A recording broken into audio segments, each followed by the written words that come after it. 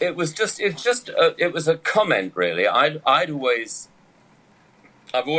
fascinated by the idea that, I mean, you were talking about explaining to your daughter about water and atoms and molecules and carbon. Mm-hmm. So I'm aware, or I think every now and then, that, the number of atoms of carbon, oxygen, nitrogen, phosphorus, all of those things that there are now have always been.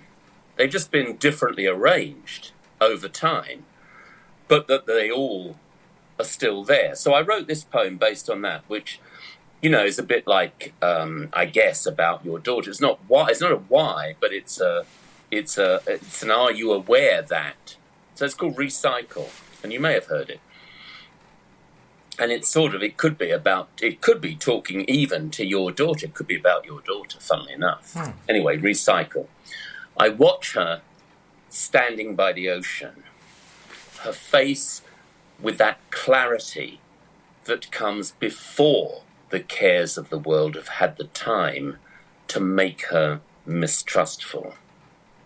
The sand tumbles from her hands and through her fingers, spilling like honey into the laughing water that laps frigidly at her ankles, numbing her senses. Time passes. She is not yet to know that the falling sand was made with air the first amphibians breathed, that the water started life as particles in the sun, blown in on the solar wind, and that the seaweed on the shore contains carbon from a dinosaur's sneeze. She asks me, what does recycle mean? And I tell her, sift the sand through your fingers again and watch with great care, for all you need to know is there and here. So that's that. Wonderful. Wow, I have very, very clear vision in my mind of where I am and being with Sonia. That makes me think of, if you drive from Westlake over to PCH, Right. down, it's not Canaan Dune, it's the one further towards Ventura from there, the one that at the very Decker. Yeah, that comes around. 23. It's 23. It's Decker. Yeah, it makes like a paper clip motion at It's the very end of wiggly. it before it hits the end. Yeah. And when you get there, you make a right, and just there's a parking lot, a very small parking lot, and you can walk down this little gully, and there's a ladder you have to take down to a very less traveled beach, and you can walk along there to an old house. Like there's a house on there that's no one's in anymore, that has these bay windows and it's very ocean worn and things like that. And I'm there with her, and she's standing there with her ankle deep in the water, and doing that with the sand. The sand's not as yellow there; it's more black. Right. And There you go. And it's exactly there. And I remember being there with her, and her asking me what gravity was. Oh, right. And, Wow. And she was probably 4 or 5. She said, Wow. What's gravity? And Brilliant. I had her pick up sand in her hand and throw it in the Lord. air, Wow. And I said, That's fantastic. I said, gravity is what makes that come back down to you. And Wow. And it doesn't exist by itself. It only exists because we're standing on top of something very large. Yeah. And that's amazing. yeah. How interesting. Yeah, it was and so the understanding about the idea of answering recycle is like the same exact scene to me. But what a wonderful poem! What a wonderful Thank you. poem. Yeah. That's great. But physics, I wrote quite a few things about physics, really, because it was because obviously it was what I knew. Mm-hmm. But I have this fascination with time. The idea of time is really appealing. Me too. Tell me. It's very difficult not to be, it seems to me. If you know anything about science or whatever, then time has got to be really strange, because it's not what it seems. I used to tell the kids, we had a unit in AP Physics. The last unit in the most advanced AP Physics course is modern physics. And I said to the kids when we started doing the unit, I said, if you ever tell me during this unit, oh yes, I get it, I'll know you're lying, because you don't. Because the more you know, the more you learn, the less you know, and the more you realize, the less you know, and that's really scary. But that was, to me, that was the most fun unit. So we talked about relativity, and we talk about wave-particle duality, and we talk about all of those things with the kids, and we talk about the identical twin paradox and Schrodinger's cat and all of those things. I mean, I know you can't see this on the podcast, but one of my students wrote me this thank you note for teaching her and being an all-round good guy, and she drew this thing, which is Schrodinger's cat. Oh, wow. It's like the hypercube with the... Yeah. So I'm just describing it to the listeners, the hypercube with the alive and death, and that they're all in the same place. That's very interesting. So, so it was funny. And then the other wonderful thing I have to say about being at the school, I mean, the school was an amazing thing to me, frankly. I mean, the kids were amazing. They're really bright kids. And I'm teaching, as you said earlier, rightly, because of the nature of what I'm teaching them, or at least I think it was you, maybe a conversation I was having with my son earlier, God knows.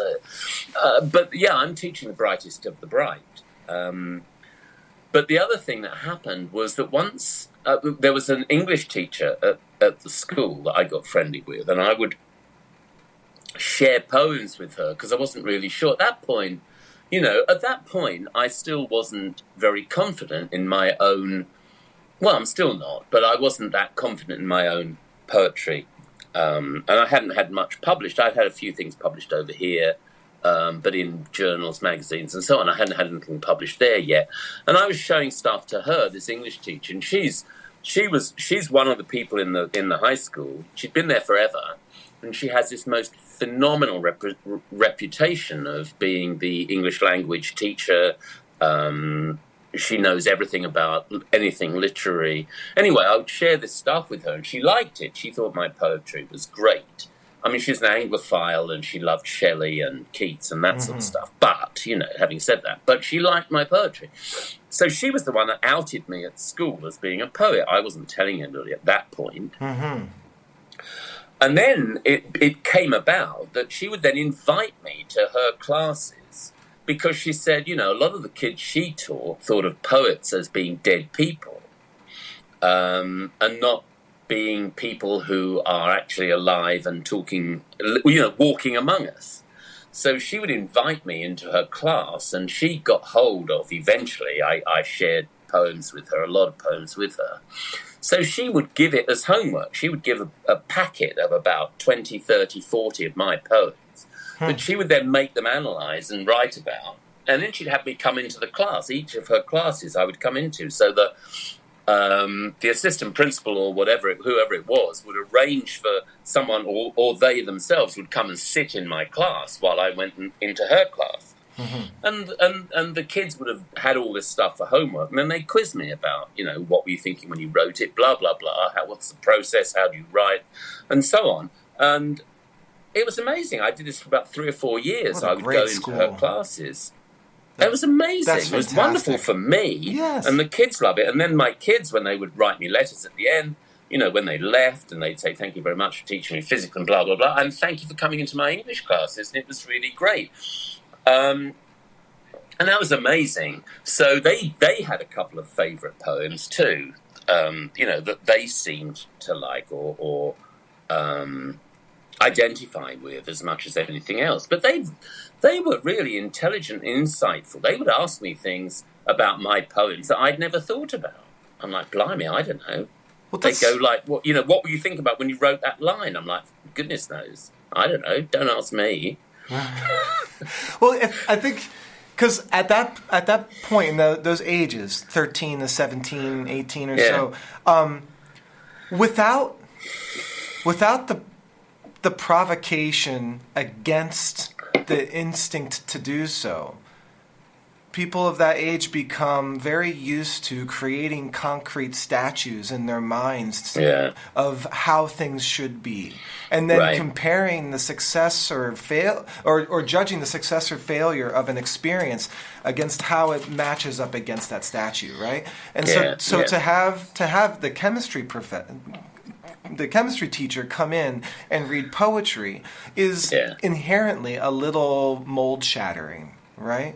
And so good on that teacher to make that happen. She was brilliant. You know? She was brilliant. And the first time I was the featured poet in Ventura, she brought, there were about 120 kids, 120 people, mostly, a lot of them students, in that room in the library at Ventura. Mm-hmm. She came, a couple of other teachers came, and loads of the kids came. Incredible. That was about 4 years ago, I would think. They did that. Probably 4 or 5 years ago. And they came in their droves. It was brilliant. I have to say, I was very humbled. I was during COVID here on Fridays. I had been hosting some, just came up with this idea just to play cover songs from my driveway for the neighborhood and bring some cheer to the neighborhood. Lovely. How nice. And we started at the end of March, and we'd been doing it every Friday until the Friday before Thanksgiving, because then the numbers started going up. I said, listen, we're doing this but it's hard to do this. And it became kind of a thing, be like 100 plus people would show up every Friday. That's brilliant. And I was chalk gridding the street, green circle and then red X and saying, okay, keep safe distance. Right. But I can't police everyone, and a lot of people weren't really being safe about it. Yeah. And there was a lot of people with no masks, and I just said, listen, I don't want my event to be the reason why someone gets sick. Super spreading, But while we were doing this in October, the Conejo Valley, one of the directors from the Parks Department that runs the teen center next to the Jan's Library, was there and saw it and loved it, and we were going to do a concert the Saturday after Thanksgiving.